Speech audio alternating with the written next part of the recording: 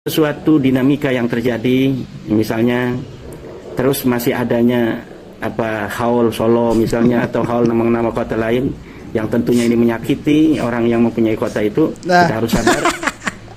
Gitu diceber. Itu menyakiti siapa? Menyakiti orang yang hasad doang begitu. Enggak ada masalah. Saya enggak suka dodol jadi disebut dodol Garut, enggak ada masalah. Mereka menggunakan nama-nama kota dalam haul-haul mereka, tetap aja mereka bukan cucu Nabi.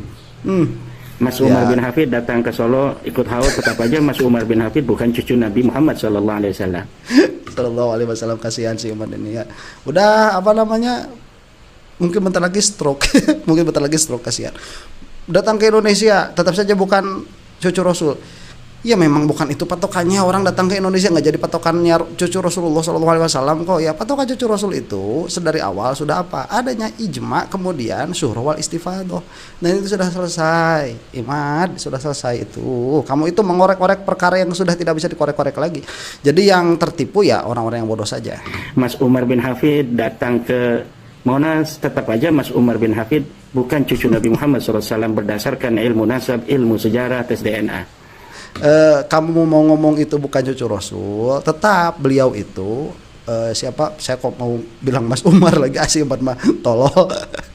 Habib Umar itu tetap cucu Rasulullah SAW, diakui oleh syariat dan diakui oleh ulama dunia begitu. Itu kamu mau suka mau tidak suka, mau kamu ngomong apapun, nyata aja demikian. Mas Umar bin Hafid datang ke Deddy Corbuzier, tetap aja Mas Umar bin Hafid bukan cucu Nabi. Nah, kamu Imad ya mau di backing sama jenderal-jenderal, tetap aja ucapan kamu salah, tetap aja beliau itu Bani Ba'alwi adalah cucunya Rasulullah SAW. Tetap saja diakui oleh syariat, diakui oleh para ulama dunia. Kemudian Mas Rizik Syihab datang ke suatu tempat mengadakan acara, tetap aja Mas Rizik Syihab bukan cucu baginda Nabi besar Muhammad SAW.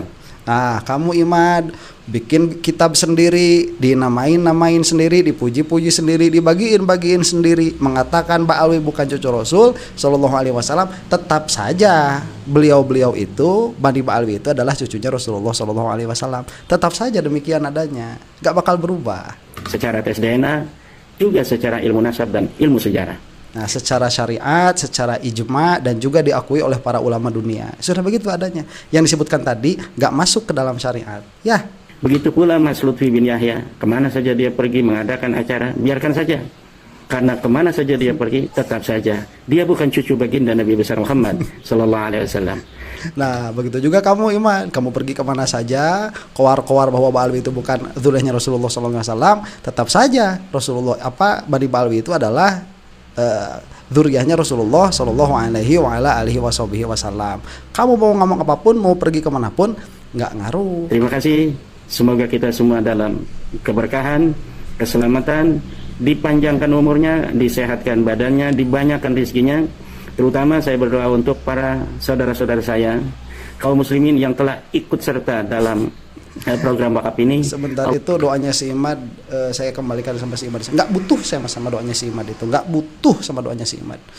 Nah ini jadi ala kulli hal ya, dari apa yang kita saksikan tadi, ini pembicaraan kan mengulang-ulang terus. Makanya saya itu sekarang agak jarang membahas bab nasab itu. Kenapa? Nggak ada dialektikanya. Bentar lagi juga mungkin saya berhenti ngobrolin Jokowi itu kenapa? Kebodohan mereka itu sudah keterlaluan begitu. Ini sekali tiga uang. Kalau kita mau lihat orang-orang yang di belakangnya, ini ada kok ketersambungan, ada irisannya. Ya ada irisannya antara kasus nasab dan kasusnya Pak Jokowi begitu.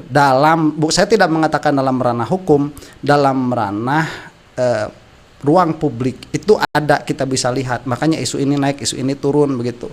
Bukan hanya peminatnya, saya rasa begitu. Coba lihat kalau memang orang-orang itu memiliki minat yang sangat tinggi begitu ya kepada satu isu tertentu, dan memang di situ adanya begitu, itu tidak akan kena pengalihan isu, nggak bakalan kena. Kayak Roy Suryo, memang misalkan di ijazah palsu, di ijazah palsu terus begitu ya. Kita lihat misalkan Mas Fitra Eri begitu ya, di dalam otomotif terus konstan saja yang menontonnya itu segitu. Cuman kalau bab nasab enggak, ini Jokowi naik, nasab turun begitu. Nanti nasab naik, Jokowi turun. Itu orang-orangnya di situ aja. Coba kamu kira-kira nanti ya 3 juta views saya lihat satu hari itu. budgetnya itu. Ya entah berapa kalau dirupiahkan 3 juta views itu buat nyuruh orang ya 3 juta kali klik berapa orang saya nggak tahu. Ya begitulah ya, mudah-mudahan kita semua ada dalam maghfirahnya Allah Subhanahu wa taala. Dan saya rasa isu nasab ini sudah selesai ya. Kalau saya rasa begitu, saya rasa sudah selesai. Polarisasi ini sudah ada, fitnah keji apalagi yang bisa dilakukan sama si Ibad dan kawan-kawan, kecuali memang besok lusa ada kontak fisik lagi ya. Mudah-mudahan tidak. Kalau sampai ada kontak fisik lagi, kemudian ada makam yang diganggu lagi, udah barulah akan ramai lagi. Kalau dalam tatanan berpikir sudah kurang apa si Imad itu, laknatullah alaih, di dalam memfitnah Badi Ba'alwi itu. Ya, sudah kurang apa? Saya kira tidak akan ada yang baru. Demikian, mudah-mudahan kita semua ada dalam ampunannya Allah Subhanahu wa taala. Wallahu taala a'lam bissawab. Assalamualaikum warahmatullahi taala wabarakatuh.